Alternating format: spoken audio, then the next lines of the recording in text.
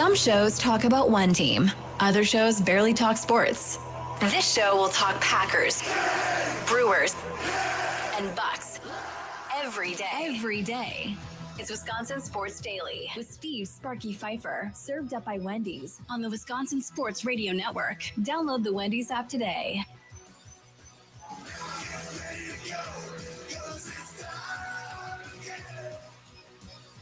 How are you doing? We are broadcasting live from the Wisconsin Sports Radio Network studios, powered by the Potawatomi Sportsbook. Some breaking news in the NFL. Adam Schefter. Cardinals are placing Kyler Murray in injured reserve due to a foot injury, meaning he now will miss a minimum of 4 games. Well, he was benched. So I wonder if they knew that before he got benched. Because, that's pretty sad if you got benched and then you had the injury too. If I was Kyler Murray, that'd be a pretty sad way to end the season. Or he was playing with the injury. Now that he is benched, said to hell with it. I'm just going to get it fixed if you're not going to play me anyway. Right. I mean, that would be my guess. Yeah. I don't know for sure. I'm not Kyler Murray, but my guess would be he got benched, said to hell with this, then I'm going to go have surgery and get this done versus waiting for the offseason. Says, I ain't going to play anyhow. I might as well get it done and go home and chill for 4 weeks. And then by that time, it'll be towards the end of the season. You're not going to play me anyhow. My season's over. I feel like Jacoby Brissett just always finds the right team to be the backup quarterback for. He just always ends up being a starting quarterback by the end of the year. Yeah, no he's just not a very good one. But either way. So, yeah, Jacoby Brissett, Cardinals, good luck to y'all. Hope it all works out. Let's get to our green and gold update here at 4 o'clock. It's time for your green and gold update on Wisconsin Sports Daily, powered by the Potawatomi Sportsbook on the Wisconsin Sports Radio Network with Steve Sparky Fifer.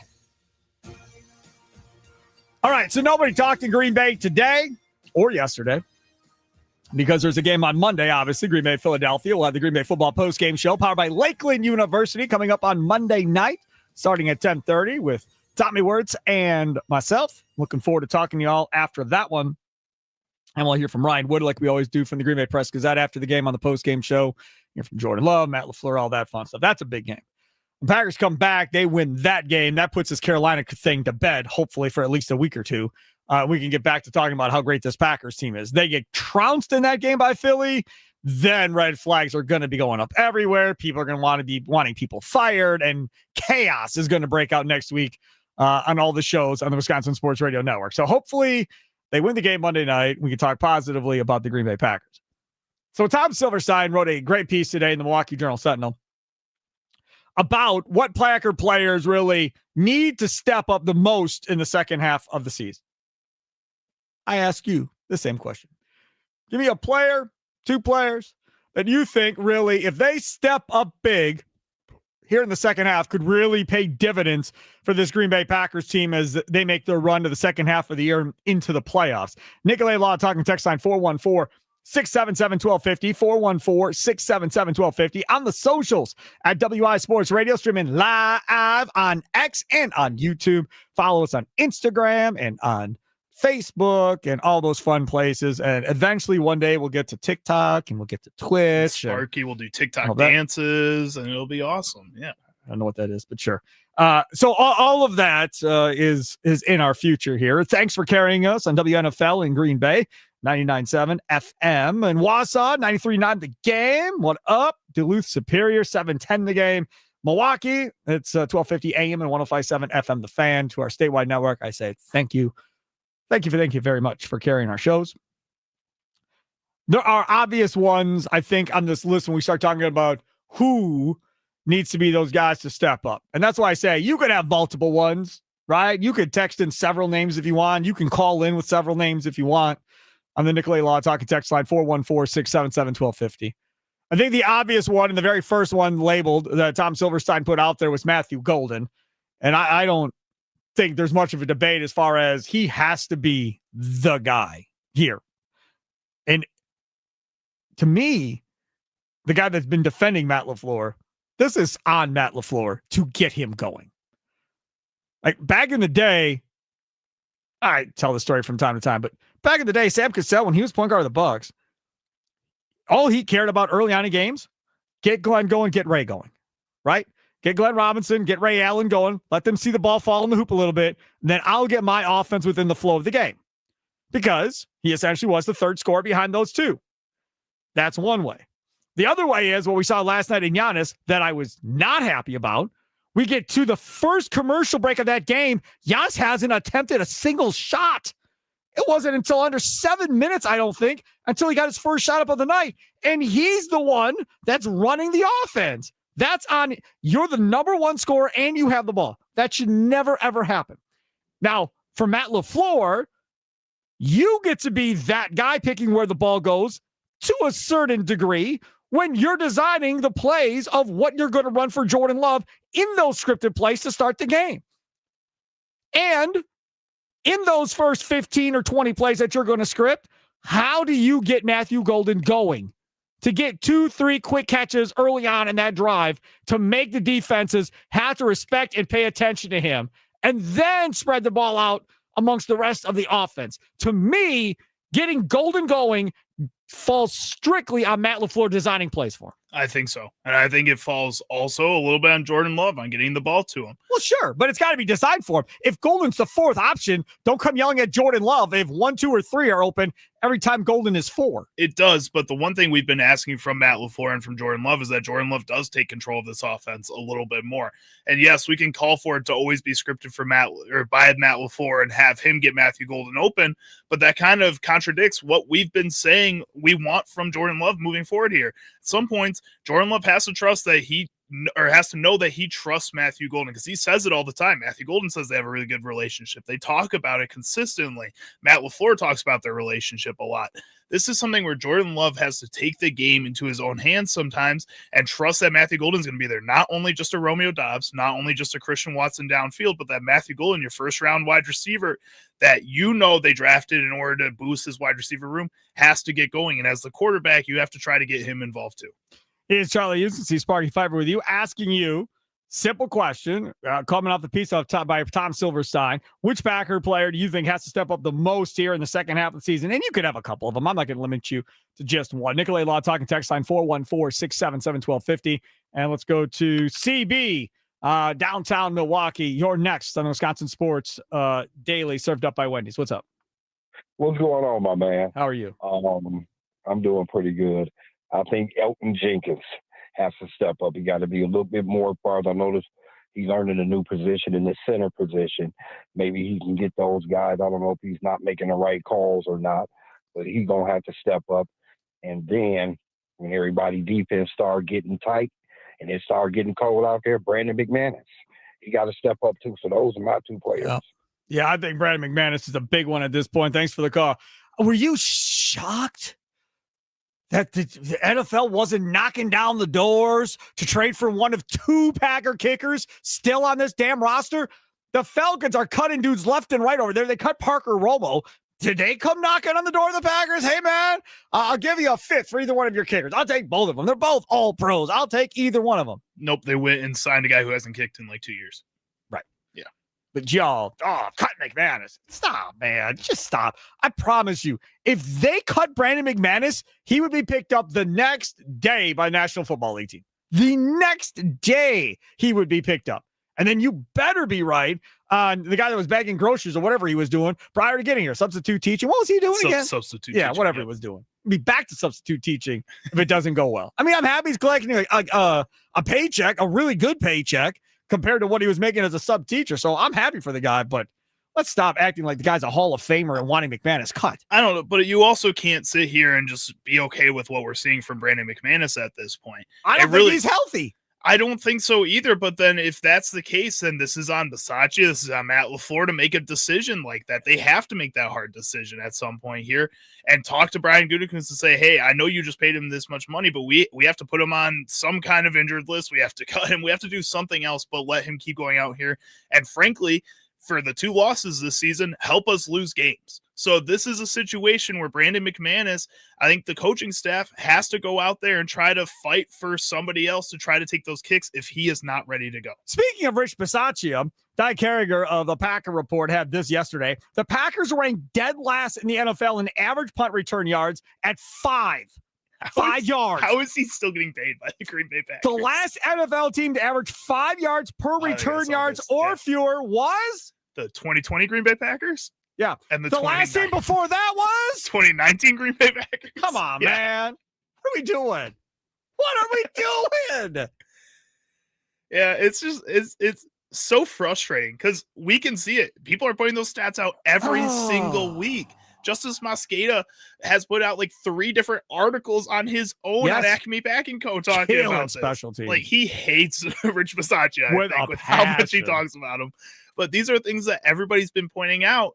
And now we're sitting here and people are saying that the kicker needs to step up. How is this kicker supposed to step up if A, he's not healthy like you think, or B, his coaching staff just isn't behind him, which is what we've seen time and time again this season. I got one here, the 440 from Rob in Cleveland, Ohio. To me, it would be nice if Van Ness would step up. Granted, he has to get healthy first. That's Rob in Cleveland, Ohio. Yes, Rob, I agree with you. He has to get healthy first. And there was a game and a half, where Van Ness actually looked like maybe he could have been drafted maybe in the first round. Right. Maybe. A game and a half. So maybe in his career 3 total. But, I mean, that's the thing. Better than Marshawn Lloyd. They need another guy. I'll tell you somebody else that was brought up in that piece by Silverstein today was Brendan Cox, right? That was another guy that they said in the offseason was going to take this big jump, and here we go. It's his time. And what happened? He got hurt. And then you're stuck. I'll give you another guy that's in that piece. And this guy doesn't matter. I love him, but it doesn't matter. It's not going to change anything. Marshawn Lloyd is another guy. And again, he's not close to coming back according to LaFleur, but in my opinion, they're fine with Wilson and Jacobs. I don't think they have to have Lloyd come back this year in order to get to where they want to go, Charlie. If they were that desperate for another running back in that room, they would have made a trade for somebody else, because Marshawn Lloyd just frankly is not the answer at this point. He hasn't been able to be on the field. Even if he comes back, you're basically just bracing yourself for another injury or something else to take him out, which is not fair to Marshawn. But at the same point, you got to sit here and start making other decisions. And right now, they seem like they're pretty confident in that running back room. It's the offensive line that needs to get better, and they can see that, and everybody can see that, along with the special teams. Yeah, absolutely. That's part of it. Another guy that was brought up is Belton. Escalade, right? The offensive tackle, as far as how he fits in. Now, the only way Belton steps up and has an impact here in the second half of the season is if somebody gets benched or there's some type of a long-term injury. Meaning, if Banks, now he's got a stinger, it's not long-term, but if Banks were to go down long-term, would they then consider putting Belton in at guard over Sean Ryan if it was a long-term play, right? If Zach Tom were to get hurt, would he go in at right tackle, or would Morgan slide over and then he goes to right guard? I think that's the only way he gets in, and it would be over Sean Ryan if it was long-term.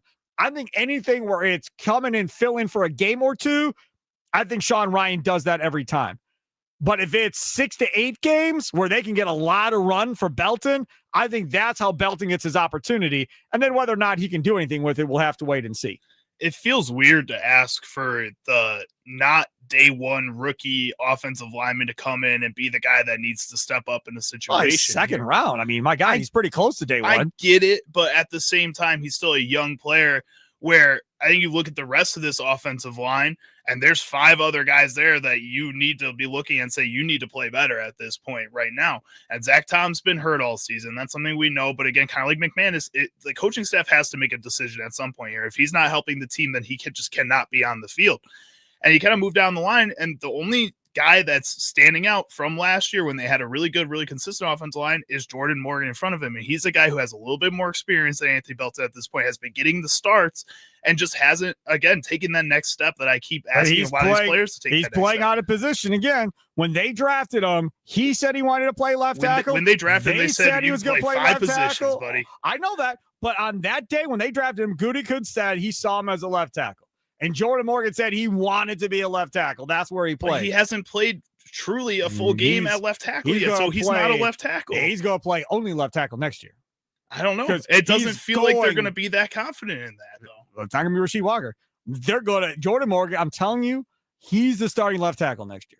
But that's kind of why he needs to step up in the second half of the season here and prove that he can go in and take that role. If the Packers have to go into this offseason and even question whether he's going to be the starting left tackle next season, that is a huge issue, not for the Packers, but for Jordan Morgan. Which Packer do you think has to step up the most in the second half of the season? Nicolay Law text and talk and text line 414-677-1250. 920 says the entire offensive line. I agree. And we were just talking about that exact same thing. It's not just Jordan Morgan. It's everybody. Zach Thomas struggled too, but Zach Thomas playing with an oblique injury. He should not even half of his body out there, basically. He should not even be out there. But so I'm not even putting Zach Thomas into the conversation, but Elton Jenkins hasn't been a dominant center like everybody thought he was going to be coming into the season. That hasn't been a successful experiment. Right guard is Jordan Morgan. He's clearly not a guard. Pretty much everybody said that before the season.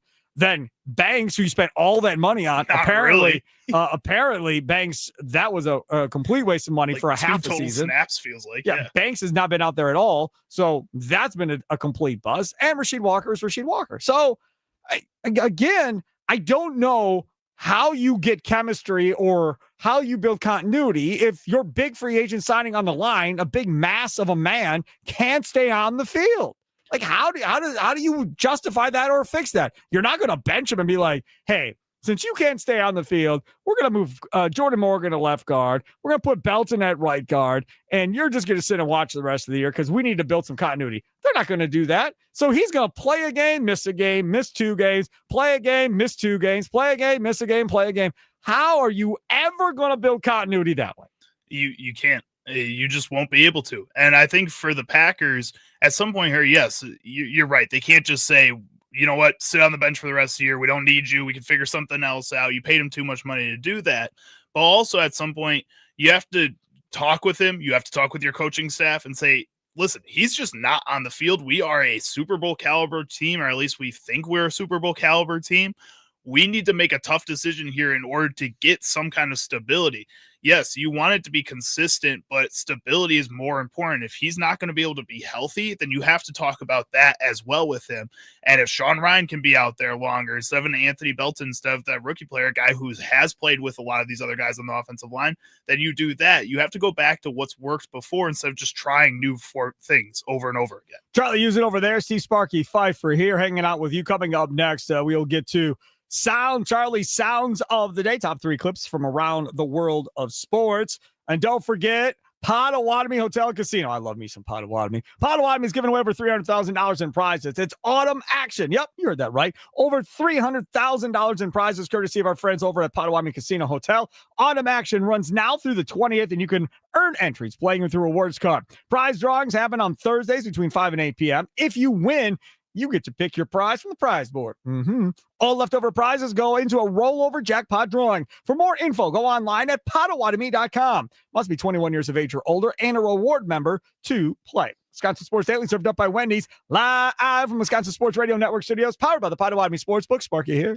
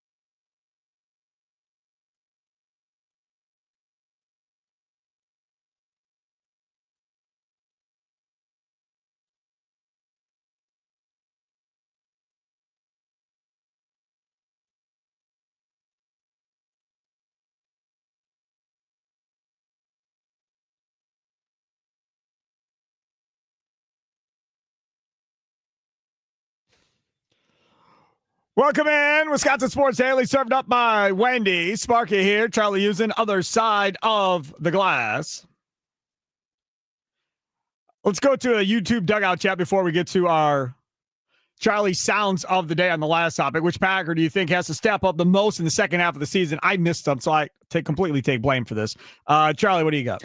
Over there in the dugout, Reign of C says longest field goal in Packers history, talking about Haversick, better than McManus. He also goes on to say MLF and Bisaccia can go run it back with Big Mike. McCarthy? I would assume that's who he's talking about, yes. McCarthy working for Goody again. No, I don't think that's going to happen. Well, and we want him at Wisconsin anyway. So do we? Okay. That's what me and Tommy I were don't talking believe about that, I've ever said anything about wanting McCarthy at Wisconsin. Well, you're lumped in with us, so it's okay. Don't worry about it. No, I don't want McCarthy at Wisconsin. There, I'll end that. No. Okay, moving on. We also have Jeff over there saying Musgrave is the obvious answer for players that need to step up in the second half. Yes, and I guess whoever is going to be returning punts. Charlie. But yeah, Musgrave. Yeah, I know you would. That's fine. Hey, good money. We get knocked out a couple of times. Not be catching the ball. It'll be fine. Musgrave, obviously, you're right about that. Yeah, I missed that Musgrave, Jeff. You're right. Musgrave has to be that next guy that steps up. And like I said before, I think he will. The question is, can he stay healthy for the rest of the season? Like, the odds are far greater that he gets hurt than they are that he actually has a great second half. I think if he's healthy, he will have a really good second half. And I think by the time you get to the playoffs, everybody around the NFL is going to be like, God damn, they had this dude the whole time. How did nobody know about him? I think that's how this plays if he can actually stay healthy on the football field. But he, like Garrett Mitchell, who you keep using, can't stay healthy throughout his early time here with the Green Bay Packers. So if healthy, I think Luke Musgrave will be just fine and probably be a good fantasy football pickup too. He'll be okay. I don't know. I don't have, I guess, that much faith in him. I was listening to Andy Herman earlier today and other people talk about Luke Musgrave. He just doesn't have all the other things that Tucker Kraft has. He can be a good downfield threat. He does not have to break tackles. He just has to get the ball down the field, 15 to 20 yards, catch the ball, and get tackled. That's all he has to do. He also can't block. But he never has been able to. His route running isn't the best. Okay. That's something. Yeah. This is a player that is going to be for very specific situations, and it's going to be easy for defenses to read that compared to a player like Tucker Kraft. Well, we'll see if Andy Herman's right as time goes on. 1, 2, 3. What sound clips will Chicago Charlie pick today for Sparky? Will Sparky become enraged? Will laughter ensue? It's time for Charlie's Sound of the Day. It's Wisconsin Sports Daily, served up by Wendy's on the Wisconsin Sports Radio Network. All right, here we are. What do we got, Charlie? All right, first up, we're going to head over to Bussin' with the Boys on the Barstool Sports Network, where San Francisco Giants manager and former Tennessee Volunteers manager Tony Vitello was discussing the state of college baseball and college athletics and NIL. I kind of have this weird fantasy or vision of like, okay, can college and MLB merge together a little bit and help each other? And I wouldn't be the main, I certainly shouldn't be the patron of either, but I could connect the right people and get this thing where it's a little more fluid. But the one part MLB can't affect is just where NCAA sports are in general. And it's just a mess. And I would say the biggest, I'm doing this off the cuff, hopefully no one wants to slash my tires, but it's like you're driving in the fog and you can't really see but about 100 or 200 feet in front of you. And, you're grasping for what's real, what you can do, what you can't do. And again, I'm sure someone will throw out that I did something wrong or I didn't do this, but overall, it's very frustrating when you don't know the rules to the game. Mm-hmm. And I hate to keep beating up the topic. Of course, there's judges in UFC or boxing, but I love those two sports because it's two guys locked in one spot, or it could be gals, and just who's better. UFC. And that's what I like more about anything. I mean, I almost wish too, like Oregon, you should only be allowed to have a certain amount of uniform combinations. You should only have certain square footage in a locker room. Like, let's find out. That's the whole point of athletics or competition is like, let's find out who can do it better. But when you really don't know what the rules of the game are, or they're so lopsided in favor of Tennessee over Middle Tennessee State, it's kind of hard to have that nose-to-nose competition. Okay, first of all, Tennessee, like Wisconsin, like every other program, has a compliance team that's in charge of knowing the rules, making sure everybody's doing it correctly at their university. Now, there are some universities that ignore those people and do what they want to do regardless, and then try to hide crap and get away with as much as they can before it's all said and done. That's probably a lot more universities than we'll ever admit to, and that's how it works. So I don't think I necessarily agree with driving in the fog comment. But yeah, as far as how much can you go over the line of what they throw out there before you get busted, maybe that's a little foggy because there's not enough evidence to see how far you can go before you get busted. So maybe that's foggy, but I don't know how they get these two teams together before. I don't know how you get MLB in college baseball together to help each other. That one, I'm struggling to see how that works. Unless the MLB tries to throw college baseball into their minor leagues. If the SEC and Big Ten want to make a big fuss and leave the NCAA, and the NCAA kind of loses power here, the MLB's right there to kind of save them a little bit and say, hey, we can prop up your baseball programs at least and give you that platform to be on. It'll be attached to us. We'll be the saviors. No chance. The Major League Baseball eliminated how many minor league teams over the last few years? A ton. They also had almost too many minor league teams. Well, that's fine, but that's why they eliminated a lot of them. And then all those guys that had chances to maybe get to the big leagues no longer have a chance to get to the big leagues, and they never get a chance to fulfill their dream anymore. So that really sucked when they did that. So I don't see them adopting all these college baseball teams either. All right, second clip. And next up, we're going to head over to talking about the MLB with Ken Rosenthal on Foul Territory, where he was discussing the growing salary cap talks and how fans view the salary cap. Fans think of a salary cap as a magic bullet. Some fans think this way, and it's not. And the other advantage the Dodgers would have, and I wrote about this after they won the World Series, they're really good at player development. They're really good at drafting. They're really good at every other way of player acquisition.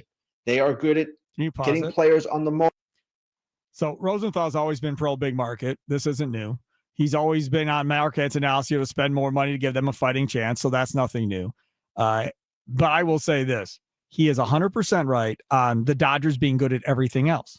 And that's fine.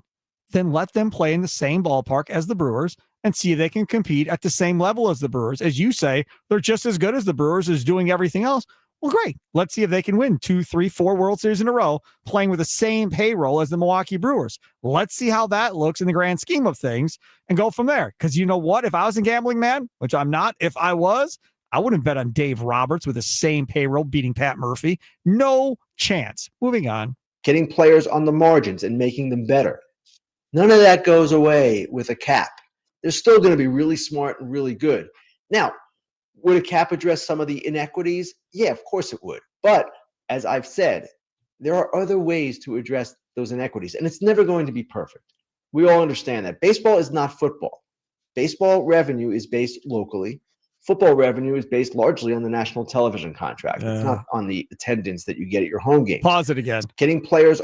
Also remember that Rob Manfred has already come out and said he wants to follow that mythology of the NFL to where Major League Baseball controls all of it, and it becomes more about that than it does local. And so they control all the revenue. That's where Manfred wants to get it to go. Moving on. So it's inherently different. I don't know that inherently different is bad. This sport has survived just fine for all this time. And we've heard these complaints over the years from fans. Hey, it's not fair. From a revenue standpoint and from a spending standpoint, I can see what they're saying. But we've also seen teams that have thrived in this environment from smaller markets. Just this year, Milwaukee, Cleveland, any number of them. Who was in the World Series? Again, don't get me wrong here. No. I don't want people getting confused. I'm not saying those teams shouldn't have a better way to compete. They should. What I'm saying is there are enough smart people on both sides of this equation that they should be able to figure out a system that enhances the chances competitively of those small market teams without a salary cap. It shouldn't be impossible. That's all I'm saying. Get me Ken Rosenthal, and I want you to tell me what you have invested from your perspective of why you're so pro player. Just tell me. Why are you so pro player? How does it affect your life if there is a salary cap at the end of the day? Yourself. Because he is very pro player. And when this gets into a lockout or whatever this is going to be in 27, he's going to be on that side. Guaranteed. He's always been on that side. I'm just curious why he's always been on that side. That's what I don't understand. Either way, one more clip, and then we got to get on to what we missed with on the show.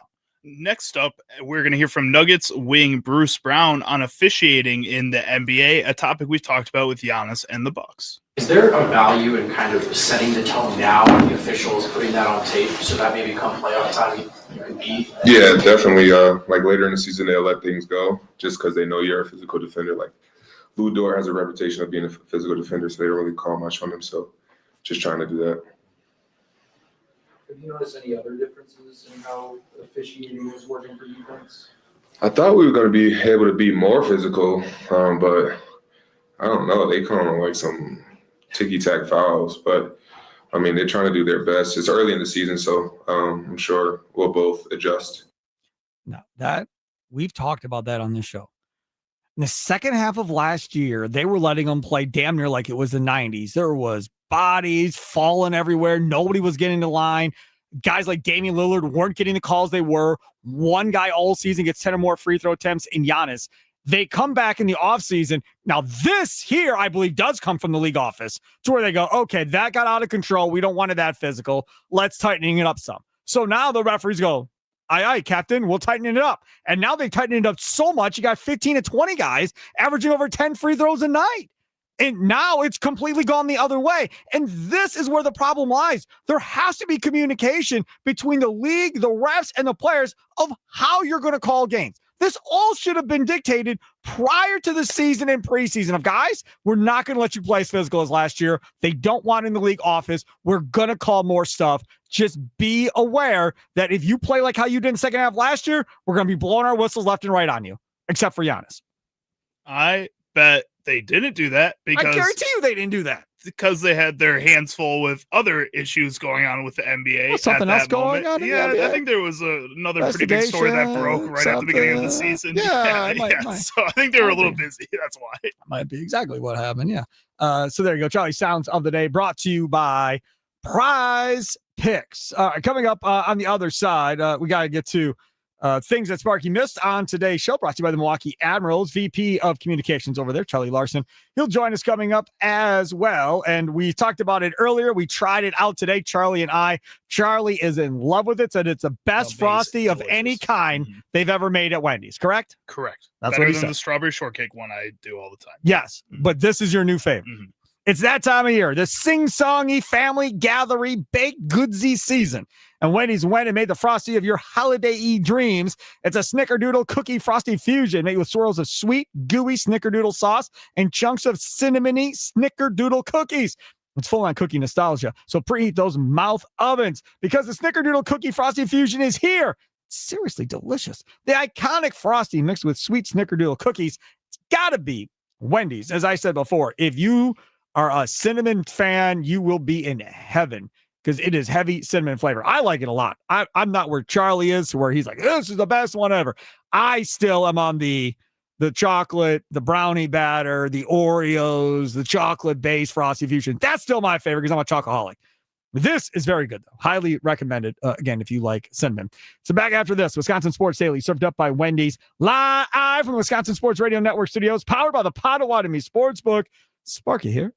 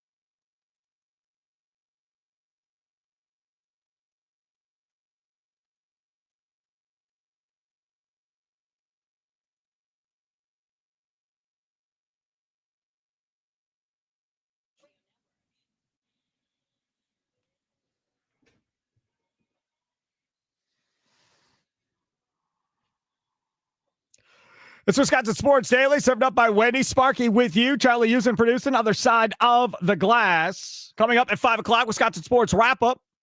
Across the beautiful Wisconsin Sports Radio Network. Tommy Wirtz take you through the best of the day across all the different shows, whether it's Inside Wisconsin Sports this morning from 6 to 9. They had Doug Gottlieb on, head coach, Green Bay Phoenix. He was so good. Oh, my goodness, he was good.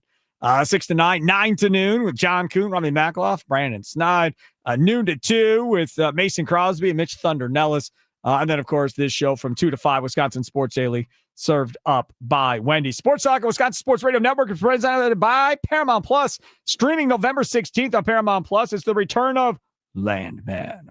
From Taylor Sheridan, co-creator of Yellowstone, Academy Award winner Billy Bob Thornton is back, featuring Academy Award-winning nominees Demi Moore, Andy Garcia, and Sam Elliott. Holy cow, is that a crew? Landman, new season streaming November 16th, only on Paramount Plus. I am telling you, that is a cast. I mean, it's an old cast. Yes, it's old people. Yeah, because I know them. Like, I know who Billy Bob Thornton is. Don't know anybody. I don't know anybody. I know Billy Bob Thornton. I know Demi Moore. I know Andy Garcia. I know Sam Elliott. Sam Elliott is like one of my favorite actors. Do you know Timothy Chalamet? Yeah, Jeremy Allen White? No, Timothy Chalamet. We've had this conversation the last year about how I didn't know who he was, and then we had to revisit that, and then all of that. Yeah, we went through this already. You have no idea of any of those people. Those are like the biggest actors right now. Jeremy Allen White? No, couldn't tell you. Not at all. Not in a Hallmark Christmas movie, to the best of my knowledge. No. Joining us now on the guest hotline is Charlie Larson of the Milwaukee Admirals, VP of Communications. Charlie, thanks for coming on, man. How are you? Sparky, I am wonderful, and I'm in the same boat as you. I have no idea who that is. You don't know who that is either? No. No. I'm clueless when it comes to most things that pop culture that have happened in the last 10 years. I'd probably say 20 for me. Okay, well, 15 to 20. If we're being honest, like if it's happened within the last 5 to 20 years, it's happened. It's like it could be the same thing. I have no idea, no clue. Yeah, I'm in the same boat. We got the youngsters in here. And they always make fun of me for being old and not knowing any of this stuff. And yeah, it's okay. It's part of day-to-day life. I'm fine with it. I used to do the same thing to Gary Ellerson back in the day on the Big Show. So I knew this day was coming at some point, and now I'm here. Charlie, let's talk about some point for sure. At some point, yes. Let's talk about the Milwaukee Admirals. And you guys always have cool stuff going on in the Milwaukee Admirals. Before we get into that, how's the season been to start off so far? You know what? Our season's been great so far. We play 72 games over the course of 6 months, but the beginning of the season is always slow. So like our coaches call it a college schedule. It's like, we're going to play Friday, Saturday, and then we get a week off. And then we're going to play Friday, and we're going to get a week off. And we've had a week off since our last game last Saturday night, an overtime win against Cleveland. But we've got a really good young team, a lot of first-round draft picks on the team, a lot of guys back from last season where we were Central Division champions. So we're 4-1-2 right now. Feeling really good about ourselves, and we're a fun team to watch, and we also have good goaltending. It's a pretty good combo. Next game coming up on the 7th against Rockford, 7 o'clock puck drop for that one, and then they go to Rockford on the 8th. If you are in this part of the state, southern part of the state, if you want to drive to Rockford to go see them play Rockford, by all means do that. Veterans Day game as well, you guys are going to do, correct? Yeah, we have a veteran game this Friday, the 7th, like you said, against Rockford. It's really, I think it's one of our favorite nights for everyone on our staff to come down. We offer free tickets for all veterans, right? Veterans and active military personnel, free tickets. Come on down to the game, bring your family, and be our guest. And it's really remarkable to see all the people when John Greenberg, our president, he gets up and says, okay, everyone, all veterans, please stand up, and would be recognized. And like everyone stands up, and you just see all these people that sacrifice so much for something bigger than themselves. And, it's like, what do you do? Oh, I work for a hockey team. I just, bum around. Right. But like these people actually did something with their lives, which is awesome. It's so cool to see. And it's an honor for us to be able to welcome them into Panther Arena for this night. I just thought of something, and I don't know if it's ever been discussed one way or the other. So, you had the Stars and Stripes honor flight. They just had one on November 1st, right? And there was a Brewers plane, there was a Bucks plane, and then there was a Packer plane that left out of Green Bay. And they Yeah. all fly different, leave at different times or whatever else. So it's kind of staggered. And then they all come together for one big picture once they're all in DC for the day. And then they all fly back at different times. Has there ever been talk of an Admirals plane at some point? No, you know what? We haven't had one, but I know that we've been, actively involved with the honor flights, whether it's helping out from a monetary perspective or helping out from a manpower perspective, or just helping to spread the word. It's such a remarkable program. Like, Yes. goodness gracious. And it's so moving to see these people who are, these veterans who are 30 or 40, maybe even more years removed from doing what they had done together, and it's like it's a remarkable thing, and we're obviously fully in support of what they do in their mission. And I think it would be awesome to have an admiral's honor flight, with Yes. admirals on it. We've had some players who have been in the armed services, so it would be cool. It would be an awesome thing to do. No doubt. Veterans Day next Tuesday here on Wisconsin Sports Radio Network, and we'll have a bunch of veterans on throughout the day across the programs as well next Tuesday. So looking forward to that. Then there is the Dog Day game as well. Tell me about that.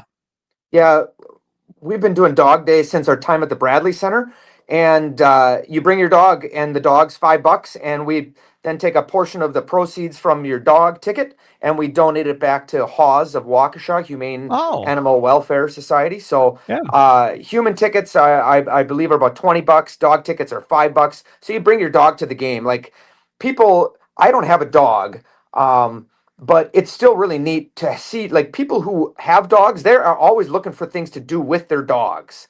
And this is an awesome opportunity. We have it done pretty well where the dogs are in one area. If you're afraid of dogs, you're allergic to dogs or whatever, they're not getting up in your business. But it's a cool opportunity to see the dogs and watch the dogs interact with each other. It's like kind of coming to a little bit of a dog park, if you will. There are some dogs that do their business, when they're not supposed to, but Pantherina custodial staff, they're exceptional. They're on top of it right away. And the weird thing though is during the national anthem when it's quiet, all the dogs, they're like, what the heck is going on? They're barking, they're howling. They don't need to. They don't know they got to be quiet. So they're just like, it's loud. It's just weird to see. But besides that. Right. That game will be on Saturday the 15th when you guys play the Texas Stars, 6:00. Tickets available for that one as well. And obviously right around the state. So if people are interested in coming down, checking out the game, how do they get tickets? Yeah, go to MilwaukeeAnimals.com. Easiest way. You can call us at 414-227-0550. Also a Bluey. You got kids, Sparky. Bluey, he's coming down to the game on the 15th. Huge. Huge. Yeah, it's crazy. Like, if you have kids, you know that Bluey, like, he runs their show sometimes. Yes. So, you want to make sure that you're parent of the year, so you better get down here so your kids can see Bluey. I'm with you. Charlie Larson, Admirals VP of Communications. Thank you so much. We'll talk Admirals every Wednesday at this time. Thank you, sir. Beautiful. Thanks, Sparky. You betcha. There he is, Charlie Larson, joining us here on Wisconsin Sports Daily, served up by Wendy's. Before we go, we only have, how long do we have left here? We have like 2 minutes left. About, yeah. Something like that. 3 minutes. I have got to do one thing here before we get out, because I wanted, I sent this to Charlie and told him, hey, I want to play this. And if he actually cut it and I don't see it, where's the Stephen A. Smith audio that I sent you? Oh, no, I didn't cut that. Give me 1 second. I can find it for you. Tommy. Can we all acknowledge that Sparky just had a conversation about how anything in the last 15 years he doesn't get as a pop culture reference, and then was all over Bluey immediately? Well, you have a 3-year-old kid that watches Bluey on her tablet nonstop. I just love. How do I not get involved in that? We're talking about. Listen, if we talk about movies that I've went to in the last 15 years, like went to a movie theater and saw, right? I went and saw Maverick. Okay, yeah, that's it. That's all you got? I thought you were going to list stuff. Nope, that's all I can think of. We should go to the movies. And I went to that on my birthday because it came out on my birthday. That was the last one. Okay, yeah. Let's find a good. We'll go to a Christmas movie this year, and then when the year turns over, we'll find a cool movie and we can go watch it together. Yeah, sure. Okay, boom. Yeah, I'm all about going to movie theater. I'm not against it. Like right now, the families against it because they don't think the 3-year-old will behave. So therefore, nobody wants you a guys chance going to the movies. You went and saw Just a Bit Outside too, right? That was Charlie and me. Yeah. Okay. We I was held about to say, hands. you We guys- cuddled. Yep. Nice. It was nice. Yeah. Use my Greg Marcus blanket. Yes. Honestly, You did not. I was looking at the Stephen A. Smith thing. I thought this was an accident when you sent me this. No. That's why I was so confused. Why I didn't Not an cut this. accident. So Stephen A. Smith, we're going to play it tomorrow. We don't have time now. Stephen A. Smith got busted by everybody for playing solitaire on his phone. I saw this. Yes, for playing solitaire on his phone during the NBA Finals. And now some solitaire company that's got like the world championships or something are paying this dude to advertise for them. And he's got a commercial promoting playing for a whole bunch of money for solitaire. I quote tweeted it at Sparky Radio about, ha ha ha, this is amazing. Who knew that thing even existed prior to this? We should have took a picture of Sparky playing like solitaire while talking on the radio, and then like quote tweeted it over that. See if we can get Sparky a deal next. Yes, absolutely. Or cribbage would be fun. Backgammon. Right up there with the Frosties. I'm there with idea that we have. backgammon, cribbage. Yeah, you're a big cribbage player. I love cribbage. Yeah. I'll play cribbage. Give me a cribbage sponsor. Coming up next, Wisconsin Sports Wrap Up with Tommy Wirtz from 5 until 6. It's been Wisconsin Sports Daily, served up by Wendy's, live from Wisconsin Sports Radio Network studios, powered by the Potawatomi Sportsbook. Enjoy your night. Toodles!